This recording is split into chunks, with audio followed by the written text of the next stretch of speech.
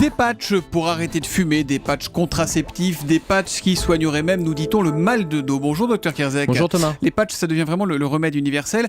D'un mot peut-être pour commencer, globalement, les patchs, c'est efficace ou pas ?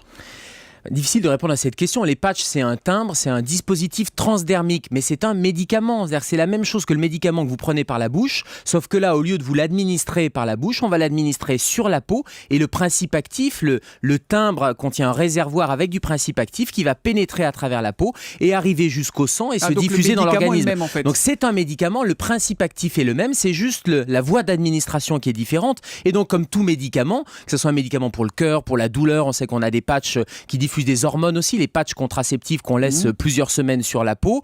Ça marche bien, et puis la nicotine également, mais l'efficacité est exactement la même qu'une efficacité péros, comme on dit, c'est-à-dire par la bouche. Le patch contraceptif, il peut remplacer la pilule par exemple pour les filles ? Il peut remplacer la pilule bien sûr, il est laissé en place plusieurs semaines, donc il va résister à l'eau et il est conçu pour. Et le gros avantage de ces patchs, c'est qu'ils vont diffuser ce médicament de manière constante, à vitesse constante à travers la peau. C'est régulier. C'est régulier, contrairement à une pilule contraceptive qu'il faut prendre tous les jours par exemple. Est-ce que ça peut être dangereux un traitement par patch ? Quels sont les risques ? Comme c'est un médicament, tout médicament, et quand nous médecins on prescrit un médicament, on est dans un raisonnement de balance bénéfice-risque. Donc il y a une efficacité, il y a un bénéfice à mettre ces médicaments par voie transdermique, à mettre ces patchs, mais bien sûr il y a des risques. Et d'ailleurs les autorités sanitaires, l'Agence nationale de sécurité du médicament, vient de lancer une alerte en disant attention, ne prenez pas à la légère ces patchs, puisque les patients ont l'impression que, allez, on se colle quelque chose sur la peau, c'est pas grave, mais c'est pas grave, voilà. c'est pas un vrai médicament. Si, c'est bien sûr un médicament, et donc il y a un certain nombre d'effets indésirables, et la moitié de ces effets indésirables qui ont été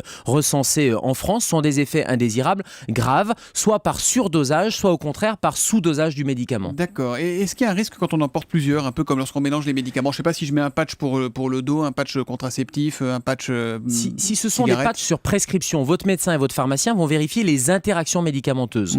Donc les interactions ou les contre-indications entre ces médicaments. Et au même titre que deux médicaments peuvent être contre-indiqués quand vous les prenez par la bouche, c'est la même chose pour les patchs. La difficulté avec les patchs, c'est que les gens parfois oublient de signaler qu'ils ont un patch. Exemple, vous allez passer une IRM, vous savez, un examen, on sait que cette IRM, tout ce qui est métallique est contre-indiqué. Donc on va enlever les chaînes, on va vérifier, on va interroger le patient. Ça, Il faut que vous signaliez que vous avez un patch sur la peau, parce que parfois le radiologue ne va pas le voir et le patch peut contenir une partie métallique et ça peut causer des brûlures au niveau de la peau. Donc c'est un des effets indésirables qui a été noté par l'Agence nationale de sécurité des médicaments.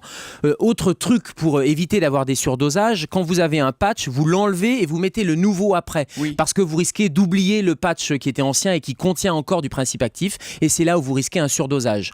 Ne mettez jamais un patch aussi sur une lésion cutanée, parce que vous risquez d'avoir une infection ou si l'application locale se fait toujours au même endroit, et un des grands conseils c'est de changer la zone d'application. Sinon vous risquez une inflammation locale ou une irritation locale. Donc ce sont des petits trucs mais qui sont donnés par les pharmaciens ou qui sont donnés par les prescripteurs à bien respecter, sinon il y a des effets indésirables comme tout médicament. Les patchs, il faut penser à les changer régulièrement ? Tout dépend ce qui est marqué sur la recommandation d'utilisation. Vous avez des patchs contraceptifs par exemple qui tiennent plusieurs semaines et vous allez les laisser plusieurs semaines et ils sont conçus pour, et vous avez des patchs pour le cœur par exemple qui sont laissés 24 heures et vous allez les changer toutes les 24 heures.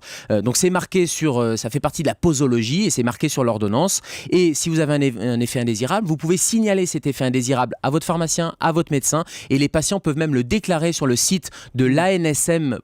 C'est l'ansm.santé.fr et ça permet de déclarer ces effets indésirables si jamais c'est un effet qui n'est pas connu, et ça peut arriver en termes de pharmacovigilance. Voilà, attention, le patch est quasiment un médicament comme les autres, c'est ce que nous dit ce matin. C'est complètement un médicament comme les autres. Il me corrige, il a raison. Il est la nuit aux urgences et le matin avec nous à 7h-5 pour la question santé d'Europe 1. C'est le docteur Kierzek qu'on retrouve lundi à lundi, Gérald. Bon week-end Thomas.